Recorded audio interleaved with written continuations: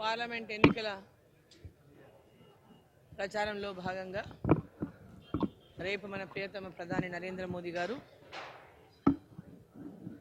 నారాయణపేట్ జనసభలో పాల్గొంటున్నారు.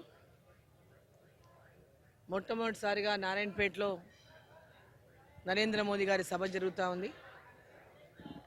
ఇదివరకు అనేక సార్లు ఈ జిల్లాకి వచ్చినప్పటికీ ఈ ప్రాంతంలో సభ ఎప్పుడు కూడా జరగలేదు.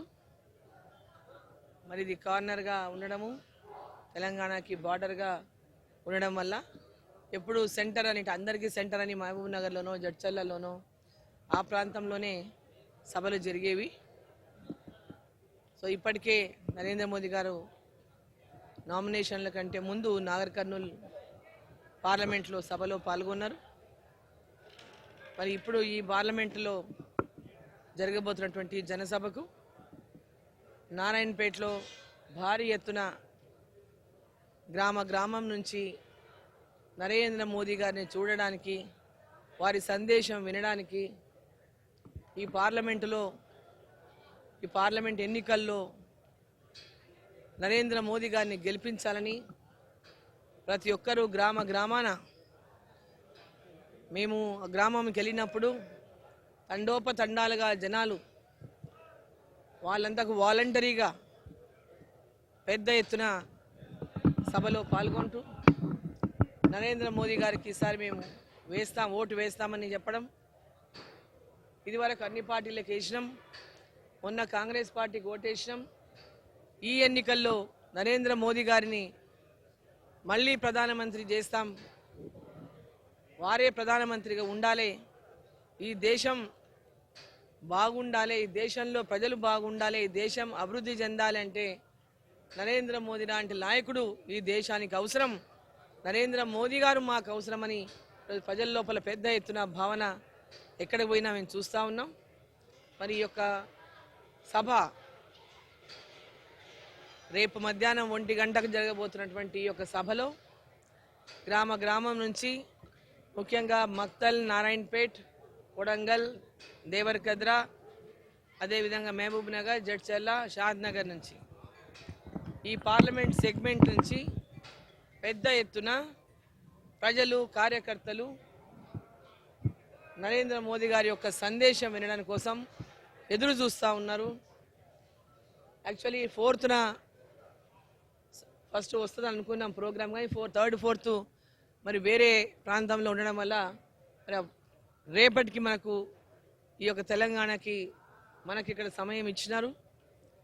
సరే ఇక ఈరోజు మరి అన్ని గ్రామాల్లో కూడా నరేంద్ర మోదీ గారు వస్తుండేటువంటి విషయం గ్రామానికి కూడా మీడియా ద్వారా కానీ సోషల్ మీడియా ద్వారా కానీ పెద్ద ఎత్తున గ్రామాల్లో ప్రజలకు సమాచారం తెలవడంతో రేపటికి రావడానికి పెద్ద ఎత్తున గ్రామాల నుంచి ప్రజలు ప్రిపేర్ అవుతున్నారు ఈ సభలో పాల్గొనడానికి.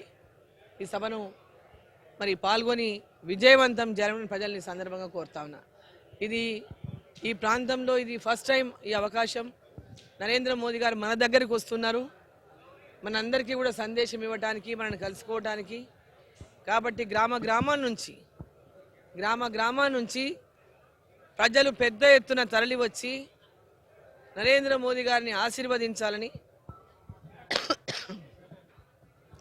నరేంద్ర మోదీ గారు ఈ దేశానికి మళ్ళీ ప్రధానిగా 3వసారి ఈరోజు కాబోతున్నటువంటి సందర్భంలో ఈ ప్రాంతం ప్రజల యొక్క అభివృద్ధి కోసం ఈ ప్రాంత ప్రజలంతా కూడా ఈ ప్రాంతాన్ని కూడా పెద్ద ఎత్తున మోదీ గారి యొక్క ఆశీర్వాదం ఈ ప్రాంతం మీద ఉండాలని, ఈ ప్రాంతం అంతా కూడా అభివృద్ధి చెందాలని ఈరోజు ఆకాంక్షిస్తున్నారు.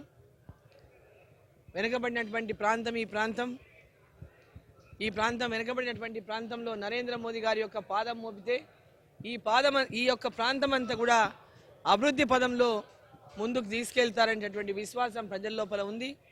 ఈ ప్రాంతంలో వెనుకబాటుతనం కానీ, ఈ ప్రాంతంలో బీదరికం కానీ, ఈ ప్రాంతంలో వలసలు కానీ, ఈ ప్రాంతంలో విద్య వైద్యం కానీ, ఈ ప్రాంతంలో సాగునీరు కానీ తాగునీరు కానీ, ఈ ప్రాంతాన్ని సస్యశ్యామలం చేయడం కోసం ఈ 7 నియోజకవర్గాలకు ప్రత్యేకమైనటువంటి ఒక పాలమూరు లిఫ్ట్ అనేటటువంటి ప్రాజెక్టును ఈ రాష్ట్ర ప్రభుత్వం ఈ 7 నియోజకవర్గాల్లో ఈ మహబూబ్ నగర్ పార్లమెంటుకు ప్రత్యేకంగా జూరాల నుంచి నీళ్లు తీసుకొని ఈ ప్రాజెక్టును డిజైన్ చేయించాలని, ఈ ప్రాజెక్టుకు పూర్తిగా నిధులు తీసుకొచ్చేటటువంటి బాధ్యత డీకే అరుణ తీసుకుంటుందని, ఈ ప్రాంతాన్ని సస్యశ్యామలం చేసుకునేటటువంటి అవకాశం మనకి ఈసారి తప్పకుండా ప్రజలందరూ ఈ అవకాశాన్ని సద్వినియోగం చేసుకోవాలని, దేశం కోసం మోదీ గారిని, మన ప్రాంతం అభివృద్ధి కోసం మరి ఈ ప్రాంతం బిడ్డ అయిన పాలమూరు బిడ్డ అయిన మరి ఈ ప్రాంతం అక్క చెల్లె